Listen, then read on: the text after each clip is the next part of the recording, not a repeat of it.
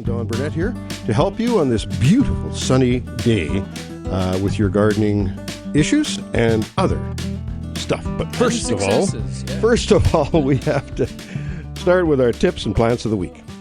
You betcha.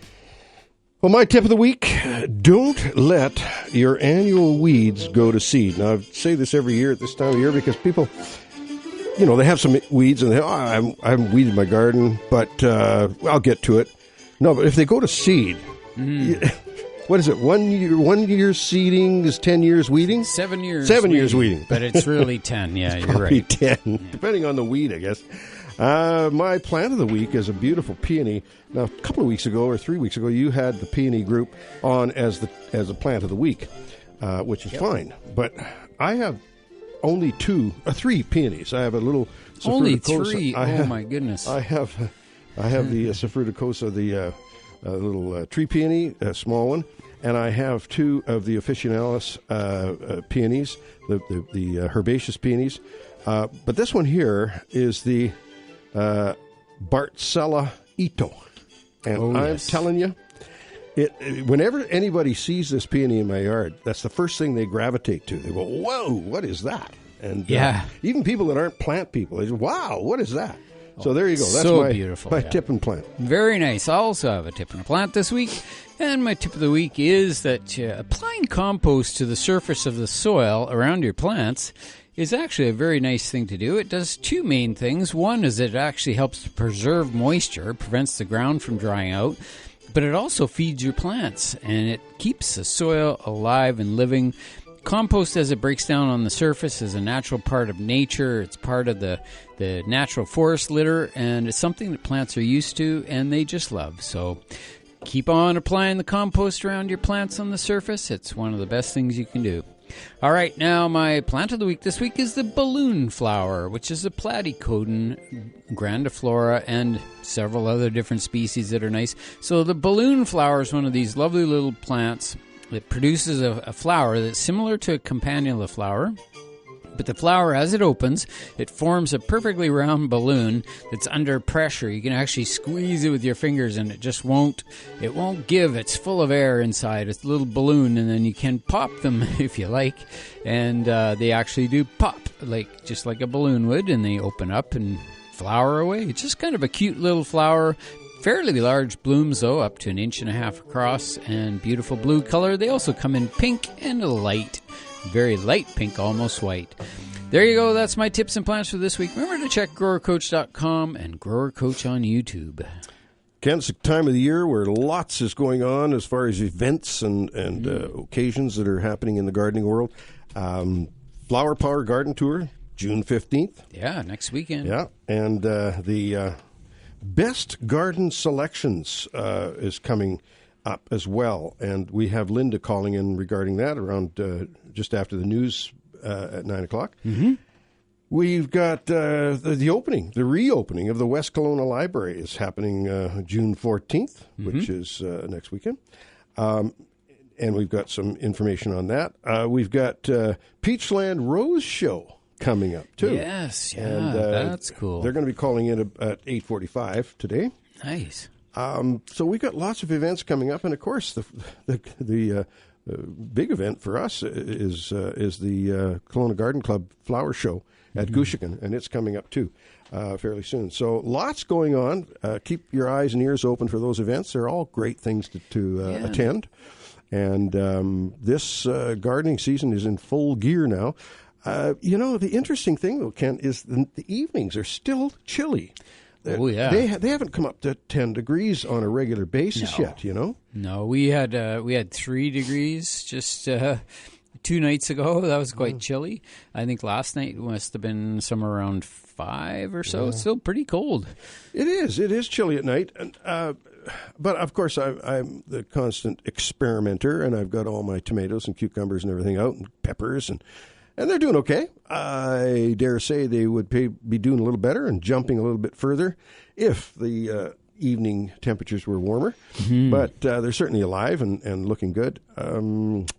The key thing, of course, is to make sure that you're feeding your plants, whether you're using a manufactured fertilizer or whether you're using a natural source fertilizer. You should be feeding. People neglect. I go. That's one of the big things I see when I go into people's yards. Lack of food. Yeah.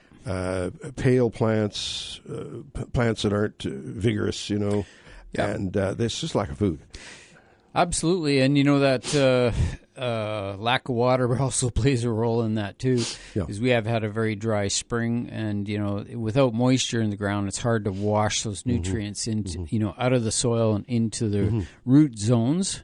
So plants do suffer. But now we've had a little bit of rain stretch, here. Yeah, we had a stretch of moisture. Stretch of moisture, and you never know. It's not looking like this heat we're going to be having now. It looks like we're going to be in that sort of 29 degrees sort of range today, but it's not looking like it's going to last. It looks like it's going to cool off again this upcoming week. So, the cooler weather means less evaporation, and the plants, it does give them a little bit of a break and give them time to get rooted, especially newly planted plants, that need that. But plants like annuals and vegetables and that sort of thing, they really love that heat, warm soil. That's what they crave, and so hopefully we'll just get sort of a. I always say it should be sunny in the day and raining at night. Wouldn't that be nice? Yeah. It'd be kind of interesting if you could govern that. Ken, you said something a while back about the plants in the garden. And I'm just forgetting exactly what I was going to say because you were talking, and I thought, I'm going to say this to Ken. Well, it is. It is important to keep them moist. However, you can overwater too. Some things don't want to have a lot of water. I'm thinking of a lot of our succulent things like our echeverias and sempervivums and things like that are succulent in the garden. And I think that's wise to recognize what doesn't need water, and especially when we're trying to save our water resources as much as we can. Recognize the fact that your junipers do not need water in general. Well, it's really established plants. Established plants don't need a lot of moisture. When I was asked the question from a client a while back, what is the procedure about watering lawns and how much water, how often, whatever. Well, we're kind of regulated on that now. You've got to be careful. Turning your sprinklers on every day or every second day even is not appropriate now. No. They've got the regulations going on, so twice a week. So that means even more so you have to look at your irrigation clock and monitor that and adjust it to the timing. And also, if you've got your irrigation coming on and it's watering a big bank of junipers, and only because there's a few plants in there that do need the water, maybe going out and hand watering those ones that do need the watering might be appropriate. Yeah, and especially newly planted plants. So like we were just saying, is that when you newly plant a plant, it's going to need water, especially once the heat comes on, it's going to need water every day just to give it that little break until it actually gets established. It takes about 4 to 6 weeks. Once the plant is starting to establish and it's getting its roots down a little bit, and providing there's a surface mulch to hold moisture, then you can allow just regular irrigation to manage that. But even then, for that whole first season, they need a little bit of extra care and attention, just being aware that they do need some moisture. Now, different species of plants, some are really drought tolerant, right? And you think, I don't need to water these. It's like, they're newly planted. You still have to baby them a bit. Take care of them. Once they establish, then they become drought tolerant. And the longer they live in that soil, the more drought tolerant they become. Like any shrubbery, even plants that are heavy water users, if there is such a thing, which there are some plants that like to have more moisture, but it's really the people are watering too much often.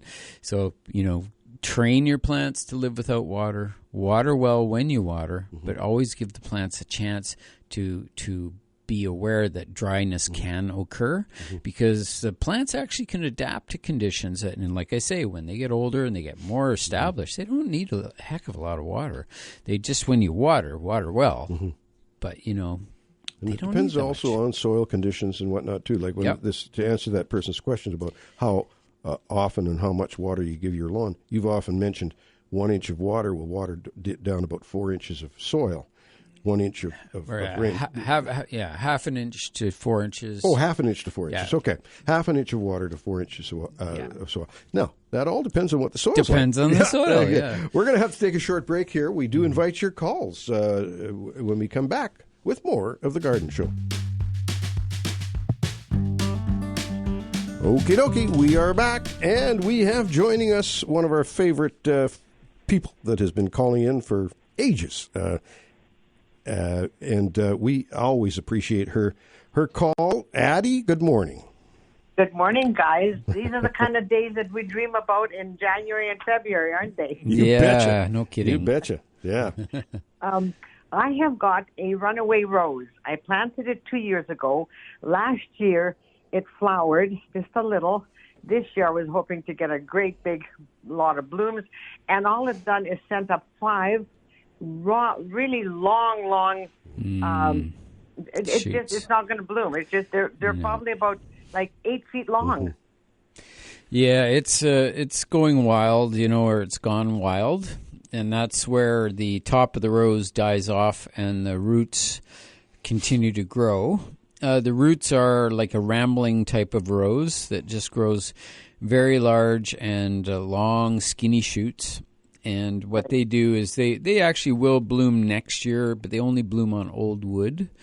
And so it's not really a viable plant, you know, unfortunately at this point. Is that winter kill? It's the winter kill, yeah. Really? So I should be, it was where it would have gotten a lot of cold. Okay, so I should be digging it up and planting something else in its place that's going to take a little more of the cold. And a lot of the roses nowadays, there's a lot of them that are planted are on their own roots.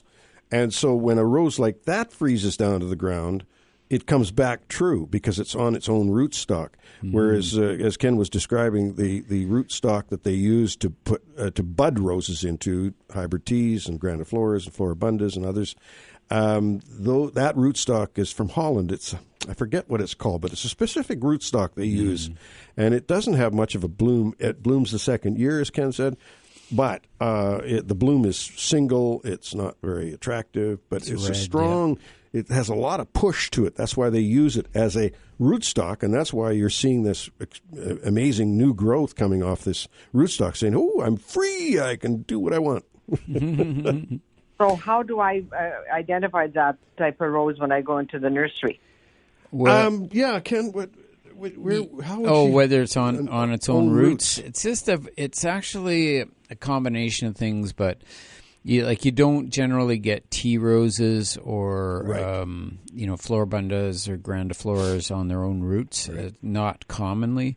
It's typically types of roses that are more the very hardy varieties.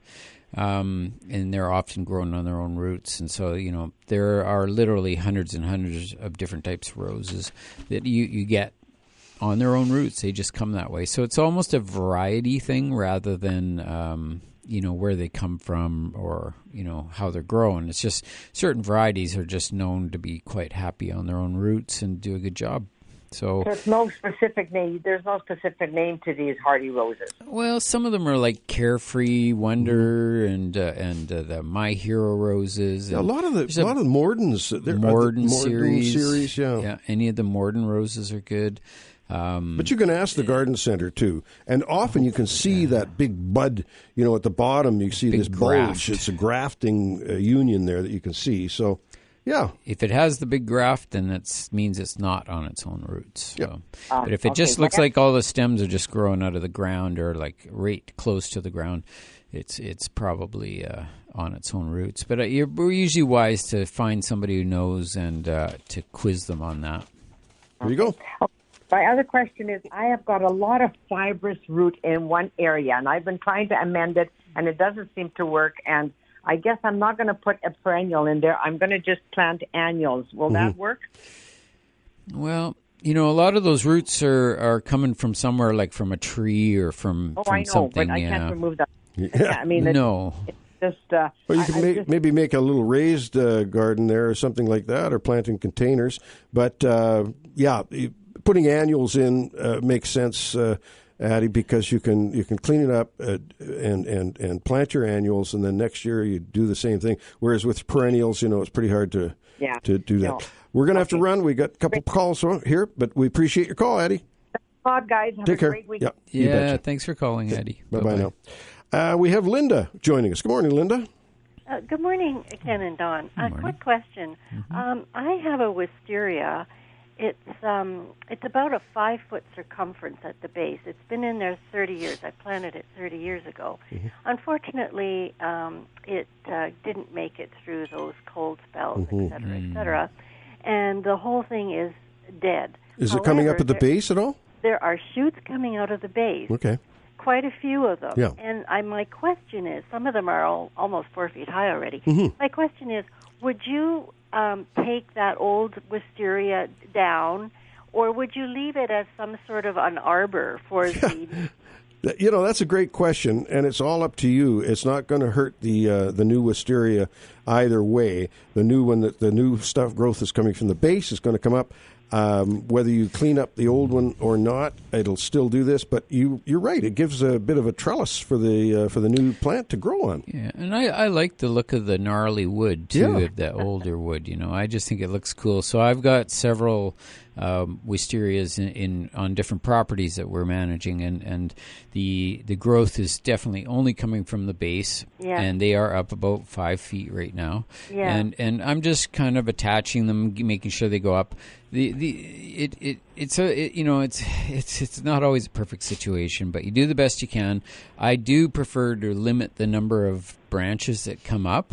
Okay. So if I could pick, like, say, 3 main branches, like, say if I had 50, I would let them grow for a while, and I'd try to find which ones are taking off and becoming the strongest ones. Okay. And say 2 or 3 of them, and then just manage those ones upwards, and then remove all the other ones right at the base if possible. Really? And then just so that all the energy and power will go into those, and that'll get your framework back, and you can kind of train those up over that scaffolding, as you were saying. Right. And then in the future, once it gets up to where it was or into that area, then you can just snip the tips off. This causes lateral growth to happen, and where it starts to branch out, and it'll cover that space again. And then within usually about 3 years or so, you're starting to potentially get back to blooming. It's hard to say because they do need that mature wood or offshoots off of mature wood to flower. Right. So you say just eliminate those roots, just 3 of them or 4 of them? Keeping the strongest 3 or 4. And look at the attachments too, Linda. Where the branch is attached, you want to make sure they've got a firm attachment to that base. Sometimes the attachment is weak looking, and don't choose those. Choose the ones that are firmly attached. Right. Okay. Thicker, stronger. Yeah. Okay, so get rid of all the little tiny branches. The little stuff. Yeah. Yeah. Okay. Thank you so much. Thank you, dear. Okay. All right. Bye. Bye-bye now. Good luck. Bye-bye. And we got a few minutes here before the break. Dave is joining us. Good morning, Dave. Yeah, good morning. I got a question about canna lilies. We, about a week ago, we transplanted our canna lilies from the indoor pots to the outdoor larger pots. And then within a couple of days later, we noticed the leaves were getting kind of a shredded look. Yeah. I don't know what is that a bug? Is it the weather? Yeah, it's wind. In most cases, like I planted some cannas out on a property not too. I guess it was about a week and a half ago, and they were beautiful because we had pushed them a little bit in the greenhouse, and they started to grow up a bit. And then, we had a huge windstorm at night that came through. And then the next day I went out, and every one of those cannas was just shredded. Yeah. It was just amazing. They were like that, just like frilly and quite damaged. So it was a wind issue. We did also get a bit of hail damage as well that happened as well. But this was a specific thing that, that shredding effect or stripping. Or, that's definitely wind, And now it's gone. They grow so fast. They'll come out of it, Dave. Yeah. Oh, okay. Yeah, don't worry about them. The new growth in a few days, you just have a look and you'll see that new growth coming up in the center, and that tells you that was what it was, a abiotic problem, something that was not an insect or disease. It was physical. Yeah. Okay. Thank you very much. You're very welcome, Dave. Take care. Okay. Thanks for calling. Bye. Bye. I think that tatter. It's called tatter. Is caused typically by either wind or hail is common, and some plants are more susceptible than others. And cannas, big-leafed plants, like for instance, a banana. Bananas are highly prone to it. Yeah. So any big leaf plants could be prone to it. I'd say everything but monsteras. The big giant split leaf philodendrons. Man, those things are tough. They can be just blasted, and their leaves are so thick and strong. They're just amazing. That plant never ceases to amaze me. The old tropical plant, I think everybody's had one.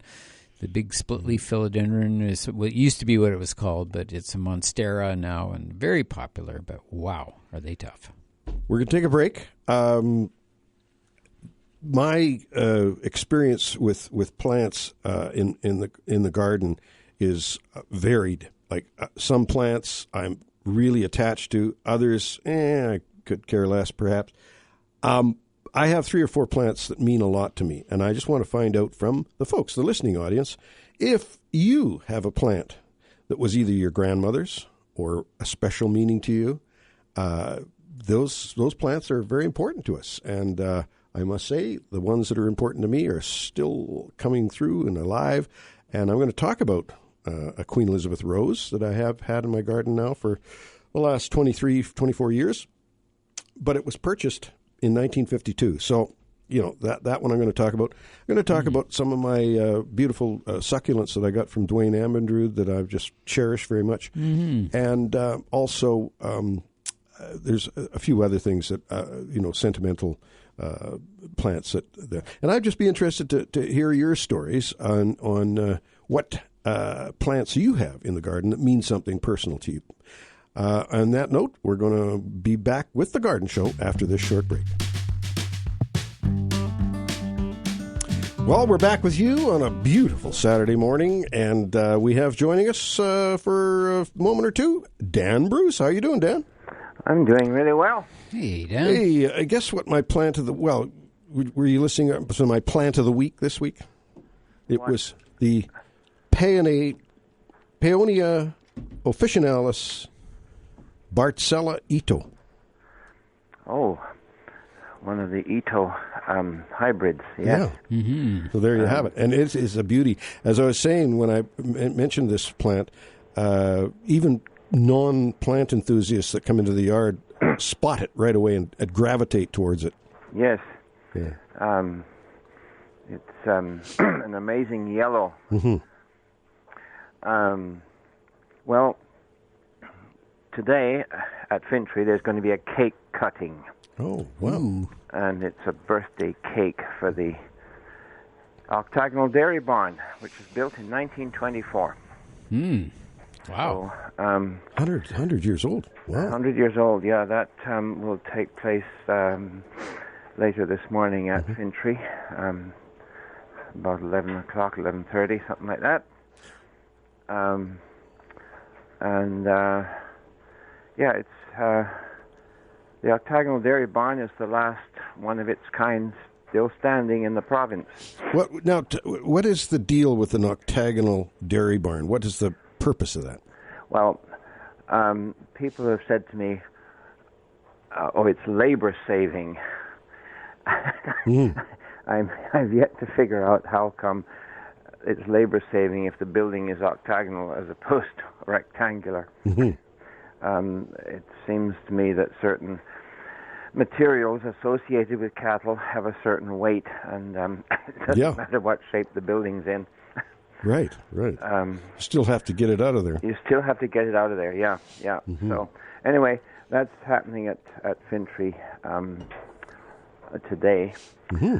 And speaking of cakes, I had a cake brought to my house last night. And that was celebrating not the barn, but it was celebrating my 73rd. Yeah. Congratulations. And this cake was quite unique because it was specially made by a friend of mine who used the Southeast Asian fruit durian to flavor it. Lovely. Flavor it and to make the icing on top. Oh, my goodness. Interesting. So here was this creation sort of shaped like a bit like a volcano with yellow lava all over it. And it tasted great. Right on. Now, durian is one of those things that either you like it or you don't. Mm-hmm. And if you do like it, then you really like it. And if you don't like it, then you really don't like it. Yeah, I remember having some at your place once. Yes, it was quite interesting. I'm not going to say I liked it. I'm not going to say I didn't like it. It was interesting. Well, apparently in Singapore, it is against the bylaws to transport durian on public transport. Wow. And it's against the house rules to bring durian into hotel rooms. So what obnoxious material does it remind people of? Well, there are a number of things that have been sort of postulated. Some of them are not really fit for the air. Okay, there you go. In other contexts, it's the smell has been described as unpleasant. The taste has been described as divine. Well, there you go. There you go. Apparently, just plug your nose and eat it. Plug your nose and eat it.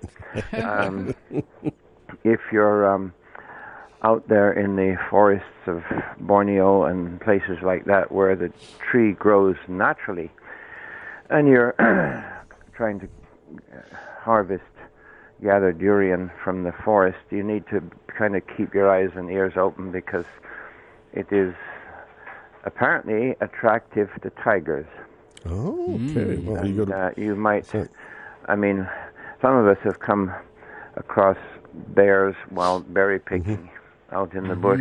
Yep. I'm not sure. I think I would much rather face a black bear than a tiger. Yeah, I think so. Yeah, they don't scratch as much. They're not as scratchy. They kill you real fast, whereas a tiger kind of chews away at you. And yeah, it makes you run a little bit too. Yeah. Well, Dan, let's remind people to go out and to the cake cutting at 10 o'clock this morning. We're actually starting at 11. 11 o'clock at Fintry. At Fintry, yes. Up West Side Road. Watch out for the sheep. They're around. Mountain sheep. Yeah, a lot of sheep out there.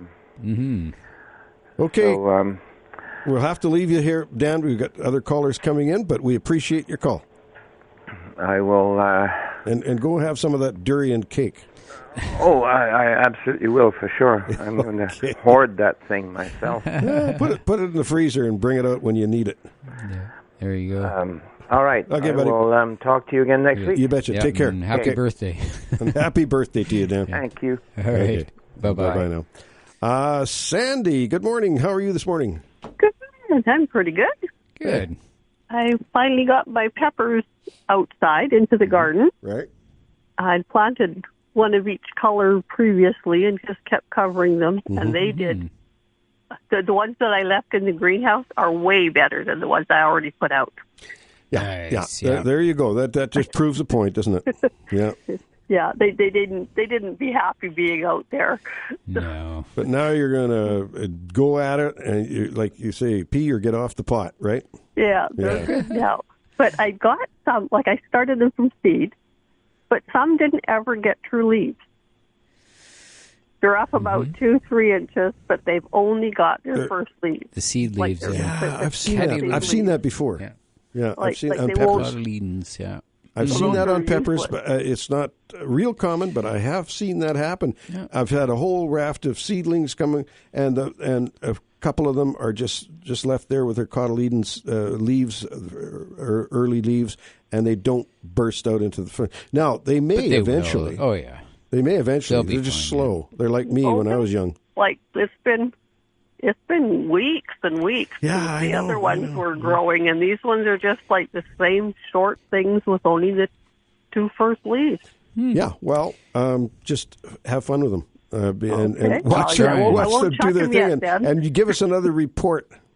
Yeah, let us know as you go along when it starts. I almost chucked them, but I thought, no, I'll keep watering them and see what they do. Yeah, just see what happens. Sure. Yeah, as long as they're green and happy looking, they'll be fine. It's alive.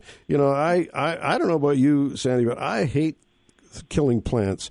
Because I'll have all these plants, and some of them are misbehaving, and I really should get them off the greenhouse bench. They're not rooting, some cuttings or whatever, and I should just rogue things really quickly.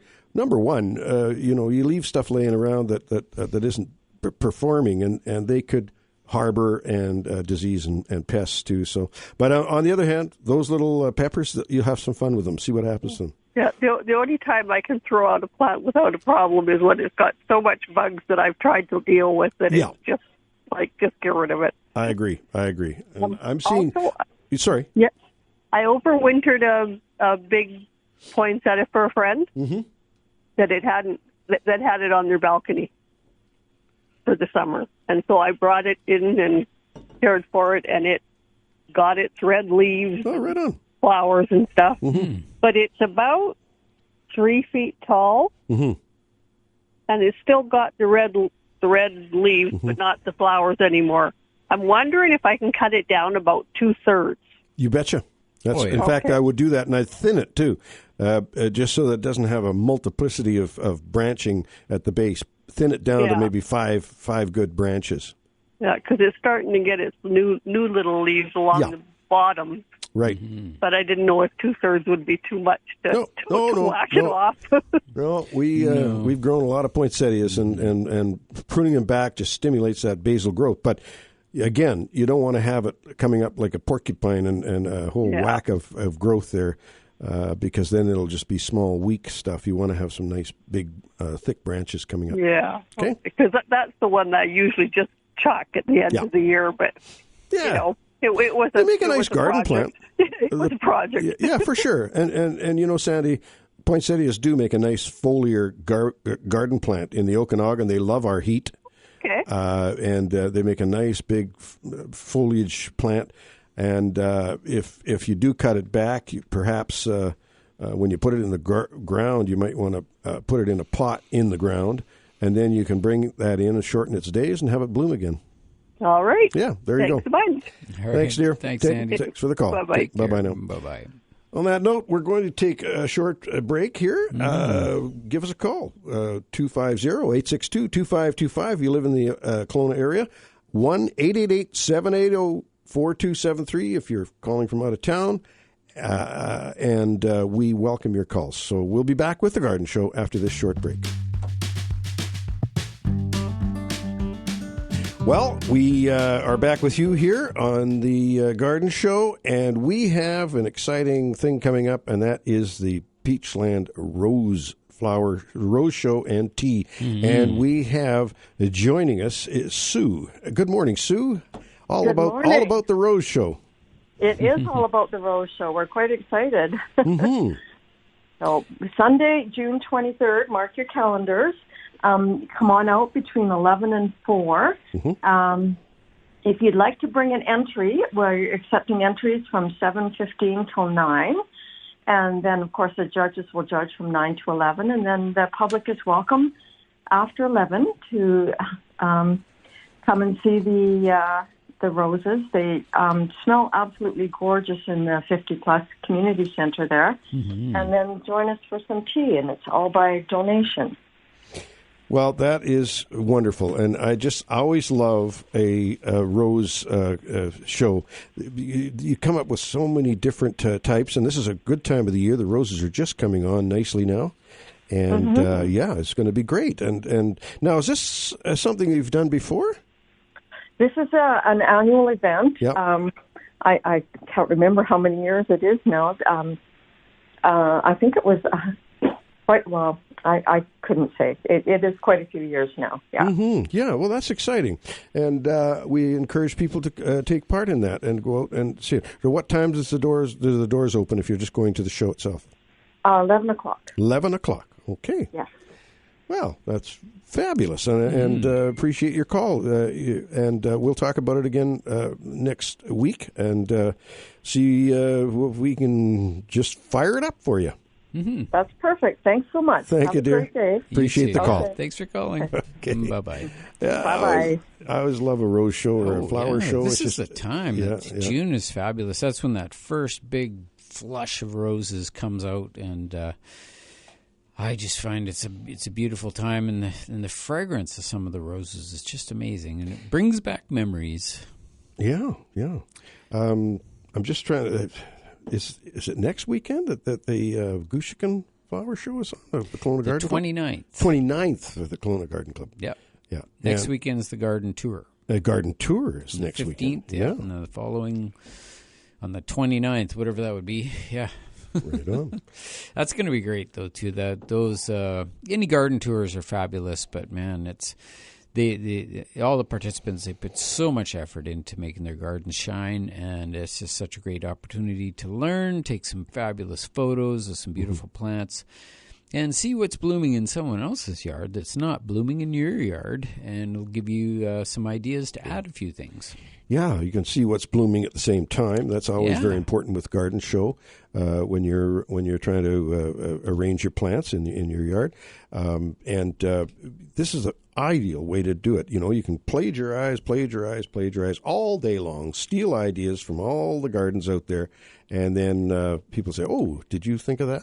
Well, you can tell them yes or no, whatever you decide. But you know, you don't want to be. It's like my soil shaker that I've got hooked up to my Sawzall, and it's shaking back, right? Well, you know, how did you come up with that idea? Well, it's an accumulation of ideas off YouTube. Yep. I took a few ideas off YouTube and I put them all together to make my soil sifter. And I wholly come forth and admit that, of course. I don't say, "Oh, yeah, I thought it up." No, I know. You gotta. There's a million ideas out there. It's just really nice to see someone else sort of spend the money on it first before you get involved and solve a bunch of the problems. Eh? You didn't see back in the day the soil shaker that my grandfather made. It was a big square or rectangular shape. It was about I'm going to say 3 feet by 6 feet, maybe even a little larger than that. And we would throw the soil into that, and it was a screen, right? And it would shake back and forth. It had an electric motor on it, and it ran this big wheel that had a shaft going into a little kind of a crankshaft and a connecting rod to the thing, and it would just go boom, boom, boom, boom, boom, and it would not. If you had it sloped up just a little bit, all the junk would go out the end of it and land on the ground. So, and then you could once in a while we'd scoop that up and put it out and get another sift going on. But I remember working that thing when I was a youngster. After a while, we got more up-to-date modern machinery, but I'll never forget that, and that's what gave me the idea. And was that for potting soil? Yeah, it was for potting soil. Right. Sifting out the old roots and things like that to get it nice and smooth. And, of course, in those days, too, we did our own soil in the greenhouse, which is probably not... And were you pasteurizing it at first? Not way back then. We got the cookers about 1969, something like that. Okay, so that was when the first sort of thoughts that, we should kill the weed seeds and kill maybe some diseases. Right. And I'm not sure if that was... It must have been well, part it was of for diseases mainly, but the weed seeds weeds as well, but certainly to kill the diseases. And, of course, we were using soil, garden soil, and mixing some peat in there and some perlite and whatnot, but it's still... Yeah. Garden soil is not good for containers, folks. It really does not work, and we sure learned that over the years, and we never went back to that. No, and I know I've talked to many people about making their own potting soil and whatnot, and I've just been involved in extensive studies of developing soil and on big scale and small scale and for big professional operations and that sort of thing. And through that process, we just learned that don't waste your time using even though you can do it and you can have reasonably good success. It's just that when you're buying products that they have proven and they've scientifically developed it to have this wonderful combination of lots of oxygen with lots of moisture holding ability. You got this two perfect that's what you want and that's what you need.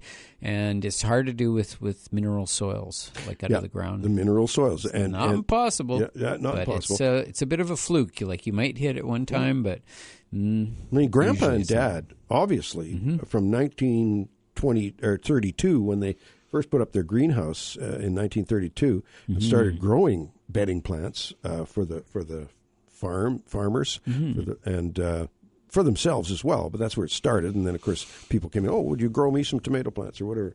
And they grew hundreds and hundreds and hundreds and hundreds of plants every year using mineral soils. No water-soluble fertilizers. Yep. Did they mix actual compost or anything in with it? I believe they did. I believe they did, and I believe they may have even dabbled a little bit in some of the manures that they had on the farm, too, because they had cows and horses and pigs and whatnot. And I know one thing, that Dad, I've got pictures of Dad. And as a matter of fact, my brother and I, alongside of him with our little wheelbarrows, taking manure into the greenhouse. He used to dig these trenches in the cucumber house, right? And he would put a layer of manure down, and then he put some soil on top of that. And he said a lot of that was because of it created some heat underneath a little bit the of root warmth. system, a little warmth, and. He was very careful with it and whatnot, but he was very successful. I mean, I've got pictures of Dad with cucumber vines that are 8 feet tall. And, So they kind of knew what they were doing, but it wasn't scientific. And like you say, that now that they have the ability to study this stuff, and universities, a lot of the horticultural universities, do that. They do these studies and experiment with them. They've got the time to do it. Well, and professional growers use those products because they don't want to take a chance. Yep, and consistency, and just that avoiding the disease issues. And of course, I think with anything, whatever I do in horticulture, I'm always trying to shoot for the 100% success. The 80% success doesn't quite cut it anymore. And I just like to go as quickly as I can to the successful recipe and go from there. People do try, and there are ways of calculating the porosity of your soils, and you could do that. If you're doing that, then you're going to be getting close to where you want to be. And I'm finding the entire mass of your soil has to have between 25 and 30% air, just straight air. So 30% of that volume. And it's hard to do that with mineral soils. It just is. In the earth, it's a completely different ball of wax. It's nothing similar to being in a pot. After the break, Ken, which is coming right up, we've got some folks phoning in regarding the Communities in Bloom and the Kelowna Garden Club. They're having a best garden selections in Kelowna contest. So we're going to hear all about that. Linda's going to be calling in right after the 9 o'clock news here. Yeah. So we do that, and we also enjoy hearing from you folks. 250-862-2525, locally here in Kelowna. 1-888-780-4273 is the number to get through if you're calling in from out of town. Victoria, Penticton, any of the, if you're listening online as well. Even Vernon, I think, picks us up Vernon can pick us up? Oh, yeah, right. you betcha. Well, that's cool. Okay, Wherever we're going to now take this short break, middle of the show, and we will be back with the Garden Show after this short break. Well, in 1952, a client of ours, a good customer over the years, she's now passed away, Ruby Myring, purchased a Queen Elizabeth rose from my grandfather in 1952. And it means a lot to me. First of all, this is this grandiflora rose was the very first grandiflora, the class grandiflora. And it was a cross between a hybrid tea and a floribunda. They crossed the two together and became a whole new class of roses called grandiflora. Since then, there's been dozens and dozens and dozens of grandifloras produced. There's quite a few of them that I can think of, but Queen Elizabeth was the very first one. And when Ruby gave this rose to me in 2002, which was 50 years in her garden, she told me that my grandfather, she remembers the conversation. My grandfather says, this is a brand new rose, and they named it after the new queen.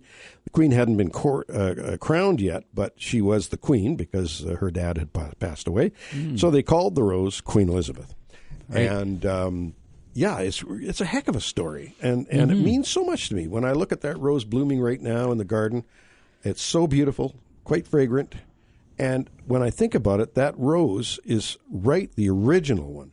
Over the years, with breeding and whatnot, not breeding, but just genetics, how things change a little bit, I'm sure that the roses that you buy as a Queen Elizabeth today in the garden centers are maybe not quite the same as the one we have in our garden because it was one of the originals. I can't say that for sure, but I'm kind of thinking that.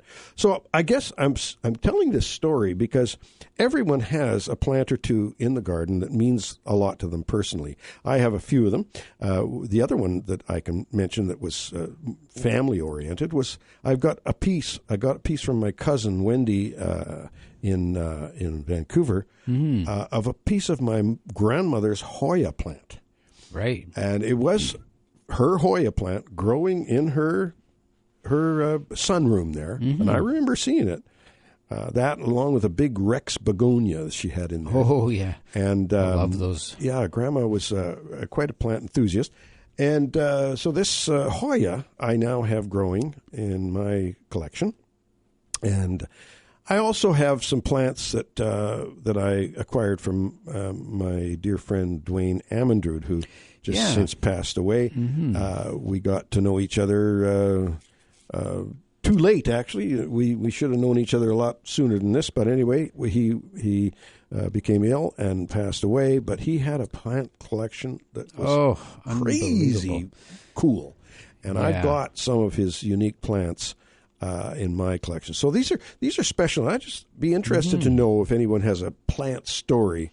There's a lot of Christmas cactus stories from that. They go for years. You've had Christmas cactus in the zygo cactus in the family for years. Well, this was Grandma's cactus, and so there's lots of stories like that. Perhaps it was a tree that you got from. A lot of those trees that they were giving out in school, the little conifers, most of them were Douglas firs and that, planted in gardens. They may not always be there. It depends on where they were planted because it turns into a pretty big tree by now. Big tree. Can be, but there's all sorts of that stories out there. And if you have a story, give us a shout here because we'd like to hear from you. And we've got some folks phoning in, hopefully soon, regarding the best garden selections. Linda was going to call in after the 9 o'clock news break, and that'll be good to hear from her. And that is a contest, really. Right. So you get to put someone's garden forward. Might even be your own. I'm not sure if you can nominate your own garden. I imagine you could. And and then they're going to have the judges come around and have a look at the gardens. Oh, that's cool. And it's going to be kind of something new, I think. It's to do with the garden club, the Kelowna Garden Club, and nice.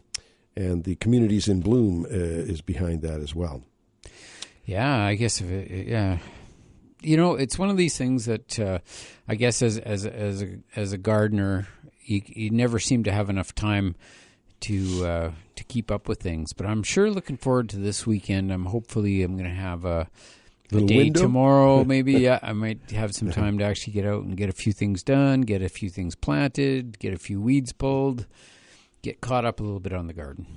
I got an email from our friend Ariel regarding some chewing going on her primula. Yep, I saw that. Yeah, and my answer to that is hard to say. Now, it is chewing. This is not wind that did that. Nope. It's chewing. It could be climbing cutworms. It could be all sorts of different insects out there. But the way to find it is to go out at night with a flashlight and find out what's actually doing it. Diatomaceous earth is probably the mode of protection. I'm having there. a feeling it's either, and it could be both, I think, is possibly weevils, just looking at that same photo, weevils and earwigs. Earwigs, yeah. Because both, primula are one of these plants that just one of my favorite plants. And, man, everywhere I've tried them, they just get consumed by weevils and earwigs. Both. At my house, like I must have about 20 or 30 primula here and there, but they never amount to anything because they're constantly getting consumed. They just... well, they're and one then of the weevils. favorites. Is this a root weevil? Is this a weevil that go down and bother the root too? Oh yeah, they love primula and heuchera. There's some heucheras they don't bother, but others, man, they just love them. No, they do, and it's one of these things in the garden. You're going to have successes and failures, and sometimes you just get a few nibbles here and there. So it's good to be aware. Weevils, we could do a whole show on weevils, just talking about the way that they, how they live and how they multiply and what the damage that they do and how the larvae survive the winters in the root system of the plant, eating the roots. And that's where the main damage is caused. It weakens the entire plant. But it's an interesting program, and I think that this awareness, and it's really nice to come up with as close as you can a solution. So like you say, if Ariel was to go out at night, and that's when a lot of these insects are nocturnal. You're going to see them. You're going to capture them. You're going to see them there nibbling away, especially earwigs. Like they just hide all day, and they're out. They're a nocturnal thing for sure. You bet. Yeah. So and if you suspect it's bigger things like marmots or something else like that, one of the old ways I've done is to put some cardboard down and put some just flour, the cooking flour, and then you look for footprints and see, and then you got to identify the footprints. But you can tell. Usually it's raccoons are so common out here too, and big time. We see a lot of those, and their footprints are pretty obvious. One thing that's been an interesting thing, and I'm just about to do a little video on it, and that is the way raccoons get into the garden and some of the things that they do. And one of the things that is highly annoying is the way they chew on pipes, like plastic pipes, like particularly black poly pipe. Oh. And somewhere along the way, some of them, they're smart little critters, so they like to chew on rubber pipes because, or like poly pipe, black poly especially. They chew on it because they find that every once in a while they chew on it and they get water. Right? And they don't have to walk all the way down to the lake to get a drink. Smart, they can just go and chew on it. I thought they might think it's licorice or something. Yeah, I don't know, but it's highly annoying. Yeah, for sure. I've had some where they would come in and it's like they all learned. Each they would learn from each other. So one would figure it out. They didn't have to walk all the way down to the lake to get the drink. They could just chew on these pipes, and I'm sure after a while they realized that they run at night. Right, it's same as the raccoons themselves. They run at night. They're nocturnal, and so they just chew on those pipes and they get the water out of them, and it saves them time. But they all learn about it. Next thing you know, you've got these long lines of poly pipe that's all chopped into 8-foot chunks. And then it all has to be either repaired or just replaced. And it's kind of a sad thing. And then you really got to bury it underground, which, depending on the type of pipe, it works, but it may or not work, depending on what you... Earlier in the show, Ken, my mind went blank. I was trying to remember something that I was going to mention that you had said, and that is, the birds will eat the peas when they're just coming through, the sparrows and whatnot. And then after they get to be a certain size, they leave them alone. It's the same with lettuce. Yeah. I've got nice big lettuce plants now, whereas, boy, trying to get them to that size, now the birds don't bother with them. They just go after that young, early, thing. And then I've got some radishes. A whole row of radishes, half of it didn't germinate. Now, I'm wondering how that happened, whether something dug up the seeds and ate the seeds or something. It's weird. Yeah, it could be. I wonder, maybe a little mold or something might have got into the seed. I don't know. We're going to take a break here. Give us a shout, 250-862-2525 to get through to us locally here at 1-888-780-4273. If you're calling in from Victoria or Penticton or anywhere online, we'll be back with The Garden Show after this short break. Well, we did have a goodly amount of moisture coming down in the past couple of weeks, which is nice. It's a little bit unusual for that. Usually the rainy season in the Okanagan is kind of that June. I know that we've often put things together at various shows and whatnot in June, and I find it rains a little more often in June than it does. We used to do, for instance, we used to do the Gushigan garden show, the Gushigan flower show, in August. We did that when it first started out. And it was fine, but some of the plant material to show off at the thing was not at its peak in August. Yeah. And also, it was so darn hot. Some of the plants and that were really suffering. So they changed it to June, and then for the first 2 years in June, it rained. It rained, yeah. So we couldn't win. But this year looks pretty good for the various things going on, the garden tour and the flower show coming up. I've got a really cool listing of categories and whatnot for the garden show. The garden club puts on this flower show every year, and of course it's a contest of sorts because the various flowers and things that you enter into this have to be done appropriately because it's done very professionally, and but there are lots and lots of different categories here. The classes. Like miniature roses, perennials, begonia, clematis, Shasta daisies, lavender, delphinium, annual sweet peas, lilies, of course. And then there's an open class. This is the one I always take my grandiflora magnolia on the open class. And then one's class 16 called Fabulous Foliage. And another one, class 17, is Just Peachy, monochromatic exhibit of flowers in shades of peach. And then a Bouquet of Roses is another class, and Tea Time. And that's, in other words, you use a teacup to put your cut flowers into. Lots of interesting things. Enchanted Garden, a miniature garden, is another category. Now, you can find these classes so that you know what you would like to enter into. You can find that online. Just look up the Kelowna Garden Club online and look at the flower show, the Gushigan Flower Show, the flower show at Gushigan, and that will give you the list of things for you to enter.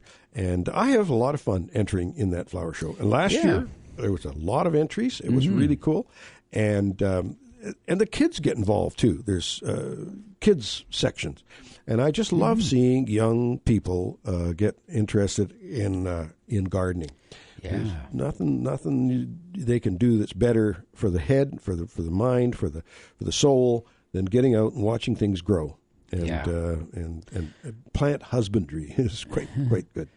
Yeah, absolutely. And getting kids out in the garden is really important. And obviously they can learn where their food comes from and where, what the joys of gardens and that moment of awe that I've mentioned before, that I can, in the gardening world, you get that every day. Like you can look at a rose flower or a magnolia bloom and you just can, to me, it's just, I'm in awe. I'm just stunned. Like, wow, how beautiful something can be. And then you add the fragrance, like the magnolia especially, right? Yeah. Wow, what a great combination. And I think it's really important to enjoy those moments in life, and to actually learn how to do that as a young person. Really important.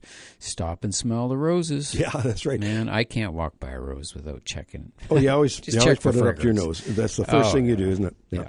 So a rose that doesn't have a fragrance, some of the landscape roses and whatnot that are mass bloomings and that, they have their moment, but everybody still goes up and smells them and there's no fragrance. Oh, yeah, and you find a lot of gardeners get a lot of thrips up their nose. Yeah, that's the right. Western flower thrip, the tiny little guys that live in flowers sometimes, but hey, it's all worth it. I've always enjoyed the story that you give that turned you on to gardening, and I'll just give you a little hint what that was. But with me, I just fell into it because my grandfather started the business, and then my dad took over, and then it was a necessity.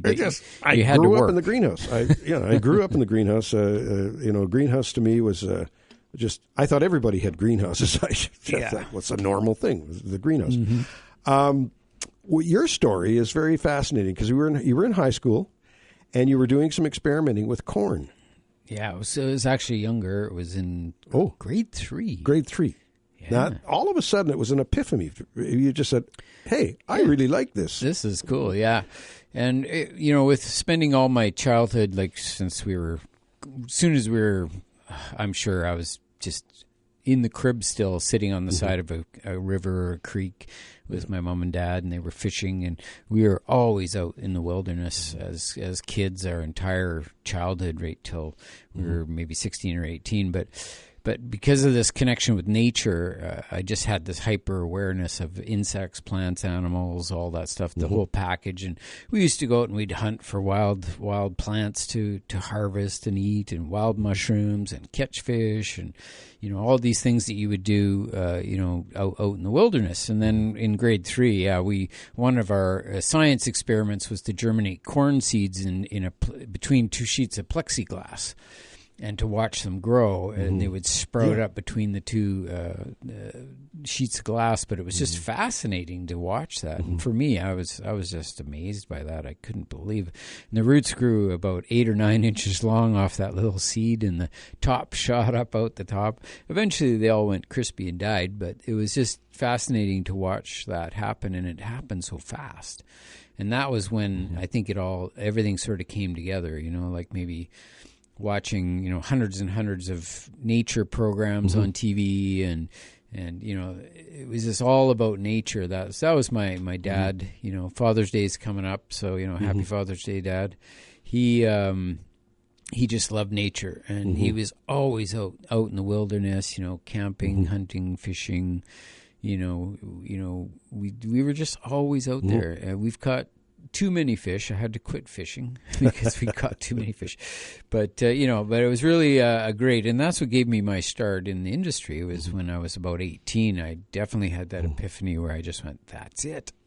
As soon as I got into it, like I'd worked in the greenhouse business off and on and landscaping since I was 15, anytime I could, in the summer holidays, sometimes on weekends, long weekends, that sort of thing.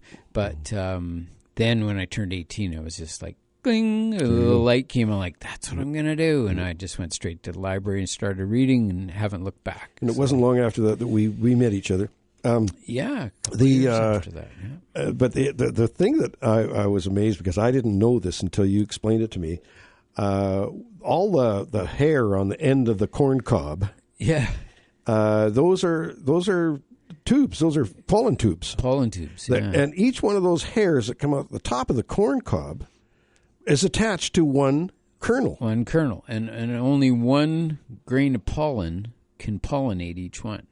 So the wind will blow in the pollen, and it'll land on a hair or one of the silk little tassels, and it starts to grow a pollen tube down inside the hair, all the way down into the corn, and then pollinate the seed, so the seed fills out and forms a kernel of corn. If it doesn't get pollinated, you get a blank. Yeah. So a tooth is missing. That's what we used to say. You peel your corn cob and it would be all missing, and it's a pollination issue, right? More than anything. So on a corn stalk, what's the grassy, seedy thing on the top for? That's the male. Oh, that's the male. That's where the pollen comes from, and then the silk tassels are like the pistils, I guess, is the female part. Okay. But because it's a grass family, it's a grain. It doesn't look the same as the regular angiosperms, even though it is an angiosperm. It's that group that they all have the same types of flower parts, are just a little bit different. But it's really fascinating, how nature works, and that corn only has the two cobs per stalk. No matter how many you plant, you just get 2 cobs per stalk. So you got to plant a lot of stalks. Yeah, you got cobs. Two cobs on a stalk of corn. Yeah. And I swear I've seen 3, but I might be totally out to lunch on that. We've got Val calling in. Good morning, Val. Good morning, guys. Good morning. I have an infestation of aphids.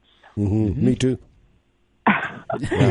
Our cherry tree, which probably had 3 cherries on it, there's black aphids on it on the ends where the new leaves are coming out. They are so thick and so sticky. When I try to pick the ends off, my poor tree will be nude if I try to do it, and I can't do it. Even my new succulents that I bought this year, brand new succulents in new soil, I planted them. They're not even close to the cherry tree.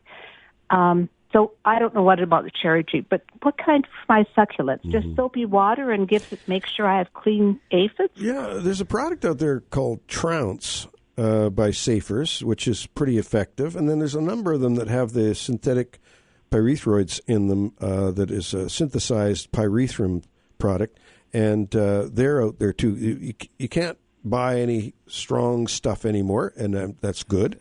However, I find these tetramethrin and resmethrin and all those methrins do a really good job on aphids.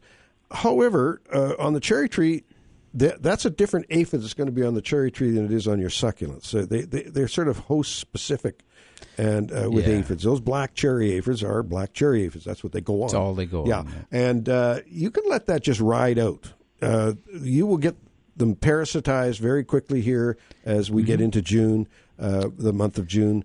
There's a big rise in the aphids, and then the aphids will they'll disappear. They'll get eaten by other insects and birds' nests, providing you're not spraying. It's a funny thing that when you spray to kill the aphids, you kill all the beneficial organisms, and then the aphids proliferate. That's right, and I don't want to do that. No, just let them take their course. Yeah, and if you take some real nice forceful cold water from the hose and wash them off, you'll get rid of a lot of them, and that's not killing the beneficials. Okay? Even on the cherry tree? Yeah, even on the cherry tree. Just really blast them, and that gets rid of a lot of them. Yeah, I would have to have an umbrella over my head. You need a long stand way back. Fire hose. But when they fall out of the tree, then it makes them susceptible to birds and other insects and things. So they even though they'll want to crawl back into the tree, but it just the distance is just too far for them, and they can't eat grass. So wherever they fall, that's good to know. I don't have to cut my tree down. Oh, no. I'm hoping we'll have a mild winter one of these years. Yeah, one of these years we'll get a crop again. Cherry season's not very good this year. We're going to have to... Okay, thanks, guys. Thank you, dear. Appreciate the call. Thanks for calling. And when we come back after our break here, we're going to talk to Bill. He's waiting online here for us. And we'll be back with The Garden Show after this short break. Well, we're back, and it is a beautiful day in the Okanagan here, and it's beautiful pretty much all over the listening audience areas today, and it's a great day for gardening. Bill is joining us. Good morning, Bill. Good morning, guys. First, I got to say, I very, very rarely call, but I love listening to your show. Always. Well, thank you so much.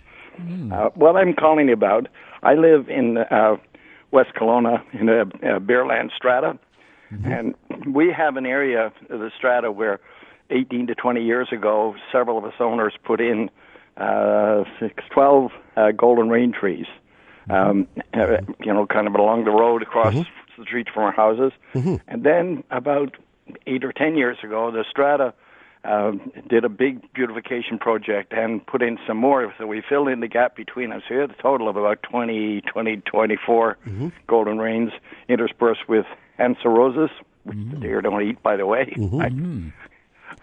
which is wonderful. Yeah.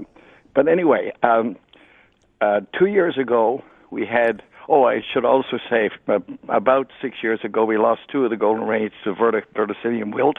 Oh, okay. And we replaced those, and no sign of that since. I did that solarization thing, and it seemed to work. Anyway, now 2 years ago, we lost between 4 and 5. We had 4 trees dead, including 2 of the oldest ones, and 2 others, and another tree that was not looking like it was in very good shape. So we budgeted at the Strata General Meeting and planned to replace the 4 or 5 this spring. And unfortunately, this last winter hit us again, and we lost at least another 6 trees. So my question is, and it's 2 years of weird winters, but my question is, should we even bother trying to replace those golden rains, or we should give up and go for something else? Well, the rule of thumb when it comes to verticillium, once it does get in the area, it spreads through the soil. And so, replanting with the same trees is one of the major issues, because the trees will develop that disease eventually, because it's there, and it doesn't go away easily. And there isn't really any treatment so far, other than they're recommending using some aspirin. It's just the very early stages of the studies, but that aspirin has, the antifungal effect, and it absorbs through the root system. So any healthy trees, I would, it's worth trying. It may or may not be, the answer, but it's the only thing we have right now for verticillium. No. And then when when trees do die out, then you have to replace with a new species, something different and something that is not susceptible. So I should add that the garden people came out to look at it and potentially replace the trees. Figured it was frost, and the trees that have died are like 600 feet apart, and with all kinds of healthy trees between them. Is it possible that verticillium could go through the soil that far and miss some trees on the way? It's possible. What happens sometimes, and it could be a little bit of frost injury, but that's usually identifiable. I mean, if you cut down a tree and it dies, you better be looking to see if there's a verticillium sign in the wood. So yes, you're right, and I should do that on a couple of the dead branches. Absolutely, because you get that olive green sort of discoloration in the wood, in the rings within the wood. Like a bullseye pattern. Yeah, and so if you see that, you go, okay, well, it's verticillium. But if you don't see any of that and the wood's clear, but you're seeing cracking in the bark, especially on the southwest side of the tree, that's more indicative of the freezing, right? Yeah. But because you've had a history of the verticillium in the soil, how it spreads sometimes is it just takes somebody to, like if you picked up a plant, you pulled out a weed, and you walked down the boulevard with it in your hand, and the soil was falling off the weed's roots, you would be effectively spreading that verticillium because it's in the soil, right? So you're spreading it as you go. So it's very easy for it to spread around. But when you do, what you do is you have to come up with a game plan to replace those trees over time. You might as well start to switch to something that is more resistant, like hawthorn trees or even some mountain ash trees. There's often a lot of different species. Now, they have to be narrow because we don't want them coming out over the road. Right. So then you need to get columnar species. So it's a little hard with depending on what the distance, you just need to know the distance from the road where the trunk is, and then that's your radius, and so you need to find trees that fit in that. Okay. But columnar trees are good options. You mentioned hawthorn, and what was the other one you mentioned? There's, as soon as we start talking columnar, we start running out of options. So we sort of look at possibly the columnar beech would probably be one of the best options. Because there's an it's oak there too that columnar oak on Cameron Avenue there on the corner of Cameron and Gordon Drive. You might want to have a look at that, Bill, because those columnar oaks are quite attractive. We're going to have to leave it here, Bill, because we've got quite a few callers here online waiting for us. Okay, I'll email you because I want to pursue the frost option and whether we should, if it is frost, whether we can. Yeah, absolutely, and I'll send you my sheet on verticillium too. Okay. Okay, and what's the email address I should use? Don@thegardenexpert.com. Okay. Okay. At The Garden Expert? Yeah, thegardenexpert.com. Thanks. You betcha. Bye. Take care. Right. Bye-bye now. Bye-bye. And Jack, thanks for joining us, Jack. Hi, good morning, guys. Look, there's two things. Number one, I have about 15, 20 pots. How often should I be not watering but fertilizing them? Well, you see all the pots that the greenery has out all season long through the summer, and that they're constant liquid feed. They're pretty much constantly feeding them. Mm-hmm. Okay, so more or less every other day then. Yeah, every other watering, every third watering, you could give them a good drink of triple 20 or something like that. Okay, and the same thing with the flowers in the flower beds, or not as often? Not as often. Not as often, yeah. Usually about maybe, if you're using the water-soluble fertilizers, that's about a 7-day cycle, every 7 days. Okay. In the pots, it's like Don was saying, it can be every day or every second or third day, but that's water soluble. Anything that's a granular type fertilizer, it's going to last a lot longer, and it's going to be a little bit slower releasing. So. And you can throw some of that in around the roots as well. Yeah, it certainly doesn't hurt. Depending on the types of plants, like I know if you're big on annuals, they love food. Oh, God, they love food. And they perform. You've just answered the question. I would do both if I was you, Jack. Yeah. Now, the other thing was that lady 10 minutes ago talked about the aphids. And you have spoken about this a couple or three times over the last while. And just soaking them with water. I went away for a week, and I had aphids on my nice roses. So what I went out the night before was just soaked them with water, not sprayed them, not hard, but sprayed them all off. And I just went out during your commercial and looked, and there's virtually no aphids there at all. Yeah, cold water is one of the best options for aphids. And, of course, it doesn't cost anything except for a bit of water. That's right. Water and some of that deer repellent to yours, too. There you go. Yeah. Okay, Don. Okay, thank you, Jack, Ken. thanks for the call. Yeah, take care. Bye. Take care. Bye-bye. Yep. Mm-hmm. And we have a little bit of time here for Linda. Linda, good morning. Hi, how are you? We're well, thanks. Good, thanks. How are we doing today? Oh, excellent. Nice sunny day out. Mm-hmm. Life is good. Yeah, so you're calling in with a question or an observation? I'm calling in because Communities in Bloom, Miracle Grow, and the Kelowna Garden Club got together and putting together a garden selection. Yes. Oh, Linda, yes. Yeah, we've been waiting for your call, and that's great. Waiting for your call, yeah. Yeah. So I'm hoping that, all your listeners will hear, and we'll have tons of people nominating, and you can nominate yourself. Oh, you can do that, eh? Wow. I was wondering about that earlier on. Can you nominate yourself? That's kind of interesting. Yeah. And when is the judging taking place? It'll be the first week in July. Okay. With cutoff date at the end of June. Okay. And so we thought we'd do it before it got hot out. Okay.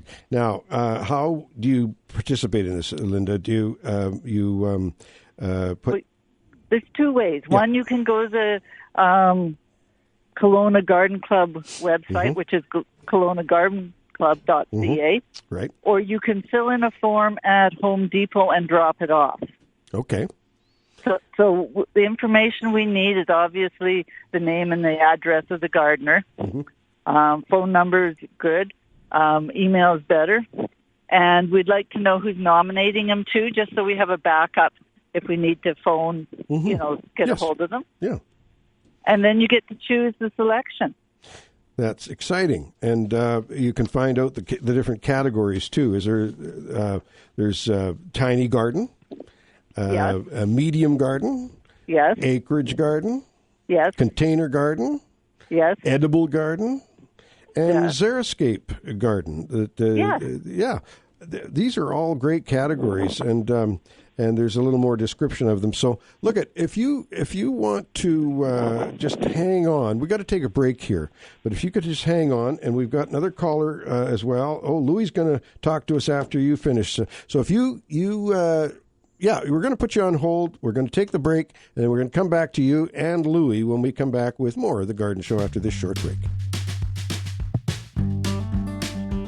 Yeah, so there's an email address or email address here, plantsale@kelownagardenclub.ca. That's where the nominations can be sent to, or dropped off at the service desk at the Home Depot, 2515 Enterprise Way. But is that in regards to the nomination this is the of nomination the for the gardens? Oh, there you Are go. you still with us, Linda? Yes. Yeah. So that's really exciting. Now, this is the first time this has happened, right? It is the first time. I think there used to be one when Kelowna was in Communities in Bloom about 10, 13 years ago. Oh, right. Yeah, right. I remember. Yeah, Communities in Bloom is a great organization. So the tiny garden is a very small yard, such as a townhouse or a fourplex. The total yard will be taken into consideration. The medium garden, an average size lot, front and back sides will be viewed and taken into consideration. Acreage garden, that's a larger than a town lot. The total yard will be taken into consideration. Container garden, the size and number of containers doesn't matter, but they must all have blooms. Bottoms. Pardon me? Bottoms. Bottoms. Oh, no, of course, blooms. My eyesight is not as good as it was when I was 20. Bottoms. They have to have bottoms. In other words, they have to be containers. They can't be sunk into the ground. Yeah. Edible gardens. This can, but does not have to include the complete yard. It does include gardens in allotments, and that's the community gardens, right? Yeah. Yeah. I think that will be really exciting because there's some really nice ones. Oh yeah, for sure. And a xeriscape garden, it kind of goes without saying, that's a low water usage garden. Linda, that's great. We're going to talk about it again next week, and and we'll promote this for you. Well, thank you very much, and have a great day. Thank you, dear. Yeah. Take care. Thanks, Linda. You bet. Bye-bye. Bye. And we have our old friend Louis joining us. Good morning, Louis. How are you doing today? You as grumpy as ever? Yeah. Hey, listen, you guys, all the best for Saturday morning. Uh-huh. And I don't have very, very, very special, no complaint question I have. Okay. Question. You know, you guys are the master gardener, and I'm a professional, Professional amateur. Okay. Professional amateur. That's perfect. So, yeah. Listen, I've been a couple of times to California, Napa Valley. Okay. And I seen all those burners there standing in a row, and they fire them up, and when it was really cold, so the grape won't catch a cold. Mm. Why couldn't we have here too? I suppose it don't have to be oil, because we have so much slash wood that we burn it here right in a forest or whatever we get rid of it. They could pelletize it and then burn it where it's very dangerous for frost, for the grapes. I would imagine something like that would be workable. I'm sure they're thinking about it because there was devastation out there. Bucks going down the drain. There's so much devastation out there, and not only just the blooming buds, just the fruiting buds, but some of these vinifera grapes are frozen right to the root. Yeah, it is terrible. Yeah, it's That's awful. why I say they should have had, We are Canada. We are in Canada. You believe me or believe me not. But we are different people than anybody else. We are expecting everything comes from the heaven. Yeah. We have to work for it. I know you got to work for it. Yeah, well, you do a great job there, Louis. I really enjoy knowing you, and I enjoy visiting when we do, and we'll have another visit fairly soon. And you promised you were going to... I had a couple come and plant for me, okay? Okay. Because I am finished. I'm ready for a boneyard. I visited a boneyard, and they said, here, we won't take you because you got bad bones, and we take only good bones. You know? Good bones. You figure that out, eh? You're great. But, well, that's good you got some help there, Louis, because I know I you're... tell you, they have done a nice work, and I was watching them sitting down, because what the hell I can do, eh? Mm-hmm. And I got burned, which I know should go under the sun. Oh, dear. Yeah, I am one of those sensitive skinny guy. Skinny guy. I'm not a skinny, I'm a fat guy. But I get burned, instantly. That's bad. That's no good. Anyway, I waiting when you have time, then you come by. Okay? Yeah, and we're still going to do that barbecue at our place. Oh, definitely. I mean, geez, come on, half a pig or a beef. Well, I don't know if we can go to that extent, but we'll have some fun. I'll go out and shoot you a buffalo if I find That's one. Right. Okay, Louis, we got to run, but thanks for the call. We always appreciate hearing from you. You betcha. All the best. I enjoy your garden show. Thank you, sir. Today I had a chance to talk into it. Okay. Thank you, sir. Bye. Thanks, Okay. Louis. Bye. Bye. Yeah. Oh, what a character he is. And, talent. He does bronze casting, which really gets me going. I tell you, it's fabulous. Well, we've just coming down to the end of the show, the last couple of minutes of the show. We always appreciate being here every Saturday morning. Lots going on, lots coming up. We got the Garden Club Flower Show coming up on the 29th, is it? 29th is the flower show at Gushigin, And June 15th is the Flower Power Garden Tour. Yeah, you can still get your tickets online. Get them online. 9 exceptional gardens. Mm-hmm. Best garden selections. We want you to nominate your favorite gardener out there in the Okanagan area here, the Kelowna area. And the West Kelowna Library is June 14th at 10 a.m. is opening up the new library in West Kelowna. Mm-hmm. So that's kind of non-necessarily gardening related, but it is certainly an exciting time for them. The library, I spoke at that library many, many times, and it was tucked into the little shopping mall there. Yeah, but now they've got their own spot, and it's going to be great. A library is a good thing to have in a community. We are now at the point where we're going to say goodbye, but I just want to remind people that when the garden show comes on, you want to phone in a little earlier because it's great. It's great having you call in, but when we get the massive bunch of callers at the end of the show, it's hard to fit everybody in. Yeah. And we try and do our best to do that. We always appreciate your calls. The garden show definitely is run by the listeners and the callers because that's what keeps us going. We appreciate it very much. And on that note, we're going to do the tips and plants of the week. Well, my tip of the week's been mentioned many times over the years, but it's time to do it again. Don't let your annual weeds go to seed. Mm-hmm. Chop them off, get rid of them. Like Ken says, 1 year's seeding is 7 years weeding and beyond. It's even worse. Mm-hmm. My plant of the week is the Bartzella Ito peony, the Peonia officinalis Bartzella Ito. Beautiful yellow peony that people just gawk at when they come into our garden. Yeah, what a beauty. All right, I also have a tip and a plant this week, and my tip of the week is that adding compost as a surface mulch around your shrubs and plants really helps to preserve the moisture in the soil. So when you do water, it'll actually just reduce the evaporation out of the soil and help keep those plants moist. But not only that, it improves the overall health of the soil as well and helps the plants just be happier and healthier. All right, now my plant of the week this week was a balloon flower, which is the Platycodon grandiflora. And these are just a lovely little plant related to campanula. And they produce a perfectly round balloon that's full of air, and then all of a sudden it pops and the flower opens. It's just kind of a fun thing. Come in white, pink, and blue. That's my tips and plans for this week. Remember to check growercoach.com and Grower Coach on YouTube. And I recommend doing that too, Ken. That's a very good site. My Shigo quote of the week, and Dr. Alex Shigo was the father of modern arboriculture. Before Dr. Shigo, there was a lot of things that we didn't know about arboriculture, and he brought things to light for many years working in the industry. This is what he had to say in his book, Tree Pithy Points. People who say they're against all chemicals apparently don't know what that means. Because not all chemicals are bad.